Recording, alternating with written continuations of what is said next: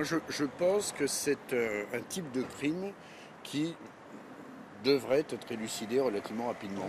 Parce que moi, je ne pars pas de l'hypothèse que ça soit un crime compliqué. Et puis, je pars cette fois-ci de l'hypothèse que comme on a le corps de la victime, ces affaires-là sont plus faciles à résoudre que des affaires, tout le monde en a en tête, où on n'a déjà pas le corps de la victime. Parce que quand on n'a pas le corps de la victime, on n'a pas d'autopsie, on n'a pas d'ADN, et on ne peut absolument pas répondre à la question, on n'y répondra d'ailleurs jamais, à la question comment. Ça, on ne saura pas. Appelé de certains procès dans la cour d'assises pour des disparitions d'enfants dont on n'a pas les corps, la mise à mort, ce qui a pu être employé comme arme, etc. Naturellement, ça encore, on ne le saura jamais.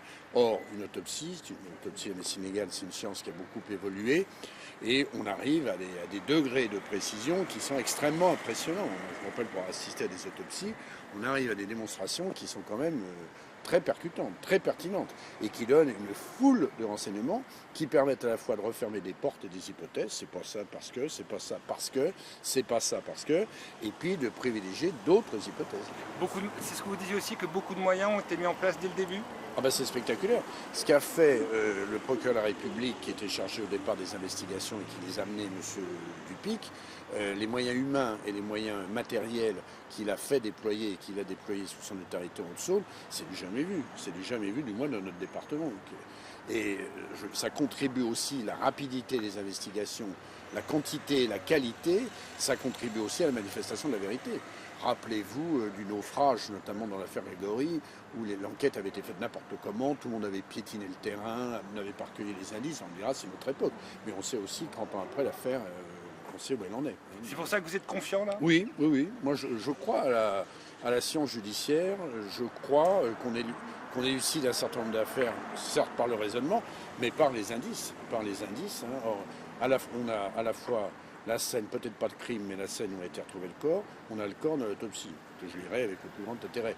À mon avis, on a déjà beaucoup d'éléments, même si j'ai entendu le procureur de la République du Doubs de Besançon, dire hier qu'il y avait des examens complémentaires, ce qui est toujours le cas, toxicologiques, les viscères, etc.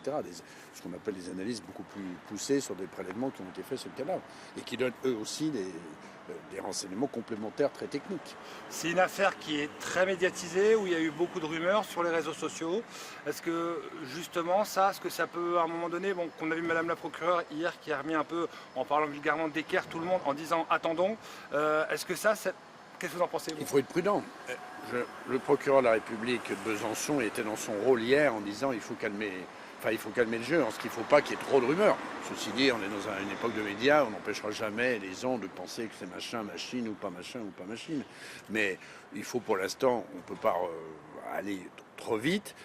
Je trouve que ça a déjà été très vite. Il faut les examens complémentaires et puis je pense que les enquêteurs ont bien avancé. Et puis le juge d'instruction qui va reprendre le relais à Besançon aura beaucoup d'éléments et pourra peut-être, une fois qu'il aura fermé les portes et maintenu les portes ouvertes, procéder à des interprétations. Alors, vous êtes l'avocat d'une partie de la famille, mais pas du mari, pourquoi? Je crois, on en a naturellement parlé avec les parents hier et la sœur de la victime et son mari. Moi, par expérience de la cour d'assises, je crois que c'est bien que la partie civile ait au moins deux voix. Parce que la douleur des parents qui ont perdu une fille, c'est pas la douleur d'un mari qui a perdu sa femme, et s'il y a eu des enfants mineurs, c'est pas le cas en l'espèce, c'est pas la douleur d'enfants qui ont perdu les parents. Donc je crois que c'est bien de faire passer ce message-là devant les jurés et les magistrats de la cour d'assises à Haute-Saône, qui sera appelé à juger cette affaire, et d'avoir au moins deux voix. Pas plus parce que c'est la cacophonie et c'est pas bon, mais au moins deux voix parce que les douleurs sont pas les mêmes, les sentiments sont pas les mêmes. Est-ce que vous avez pu avoir accès au dossier? Non, non, c'est trop tôt, je l'aurai dans la semaine. J'aurai un entretien ce matin avec le procureur de Besançon.